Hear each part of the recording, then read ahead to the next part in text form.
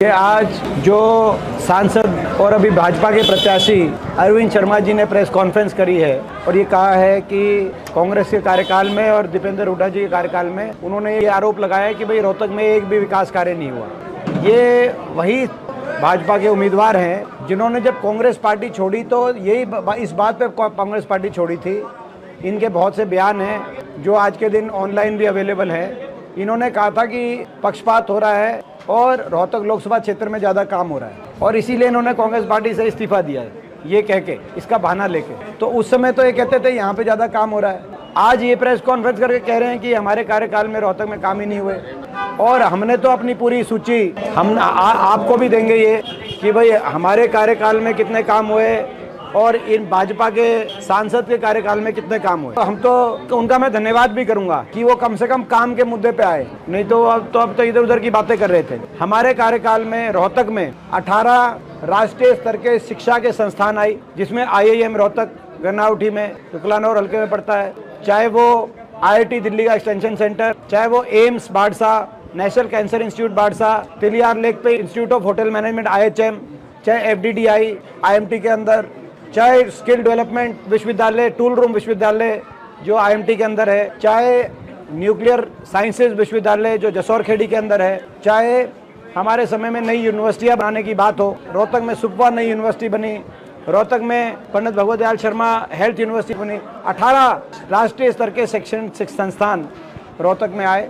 इसके अलावा हमारे समय में 18 सरकारी नए कॉलेज, 18 नई ITI, 8 सरकारी पॉलिटेक्निक, 2 नए केंद्रीय विद्यालय मैंने अपने कार्यकाल में भारत सरकार से मंजूर कराए, 2 केंद्रीय विद्यालय और 2 नए सरकारी इंजीनियरिंग कॉलेज। इसके साथ साथ स्वास्थ्य के क्षेत्र के अंदर राष्ट्रीय कैंसर इंस्टीट्यूट, एम्स 2 परिसर बाड़सा, 1 हेल्थ यूनिवर्सिटी, 4 नए सुपर स्पेशलिटी और गांव शहर मिलाकर 68 PHC CHC और अस्पताल पूरे रोहतक लोकसभा क्षेत्र में उस समय मंजूर हुए। ये बताएं इन्होंने कितने कराए। हमारे समय में 2 थर्मल कारखाने लगाए गए, ये बताएं कितने थर्मल कारखाने लगाए इन्होंने। हमारे समय 1080 किलोमीटर की राष्ट्रीय राजमार्ग की 4 लेन या 6 लेन की मंजूरी, गजट नोटिफिकेशन मैंने प्रयासों से भारत सरकार से कराया। तो 785 किलोमीटर प्रधानमंत्री ग्रामीण सड़क योजना, ये भी भारत सरकार से मैंने उस समय मंजूर कराई। और 383 किलोमीटर NCR प्लानिंग बोर्ड की सड़क, ये जो रोहतक से कलानौर 4 लेन हुई थी, आपको याद होगा, ये NCR की सड़क थी।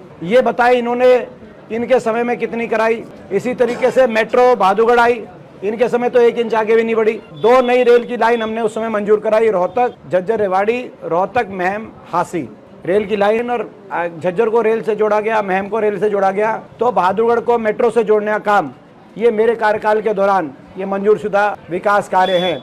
इसके साथ साथ 3 नए औद्योगिक क्षेत्र, एक IMT रोहतक, एक फुटवेयर पार्क बहादुरगढ़ और एक रिलायंस MET SEZ झज्जर, जिसमें 30 से ज्यादा बड़े उद्योग रोहतक लोकसभा क्षेत्र में आए, जिसमें Maruti, Asian paint, Panasonic, Yokohama, Denso, Amul, Aisin, JK cement जैसी बड़ी कंपनियां आई। 30 से ज्यादा बड़े उद्योग आए। इनके समय कोई एक भी आया तो बताएं। 120 उस समय खेल स्टेडियम, जिसमें रोहतक शहर में बड़ा राष्ट्रीय स्तर का खेल स्टेडियम, 3 प्रदेश स्तर के खेल स्टेडियम और 116 ग्रामीण खेल स्टेडियम। इनके टाइम में एक भी खेल स्टेडियम बना हो तो बताएं। कुल मिलाकर ये जो आज उन्होंने विकास कार्य की बात करी है, तो हम ये विकास कार्यों का हम ये जारी करना चाहते हैं आपके माध्यम से। अगर उनमें हिम्मत है तो वो या तो ये बताएं कि ये इनमें से कौन सा विकास कार्य गलत है। मेट्रो आई कि नहीं आई, थर्मल के कारखाने लगे कि नहीं लगे, रेल की लाइन बिछी कि नहीं बिछी, रोहतक में IIM बना कि नहीं बना, बाईपास बने कि नहीं बने। जो मैंने बाईपास बताए, इसमें मैंने बाईपास और पुल तो बताया ही नहीं। इसमें हर,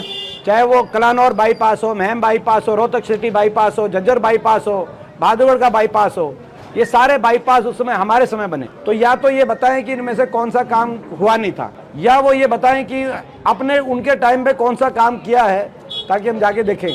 तो आज केवल ये कहना कि दीपेंद्र हुड्डा जी के कार्यकाल में कोई विकास कार्य नहीं हुआ, मैं समझता हूँ कि ये जो भाजपा के प्रत्याशी हैं उनकी ये बौखलाहट दिखाई देती है। ये बात जो है किसी के गले नहीं उतरेगी, लेकिन फिर भी मैं उनका धन्यवाद करता हूँ। कम से कम विकास का मुद्दा तो छेड़ा। हम ये चाहते हैं कि विकास के मुद्दे पे बहस हो।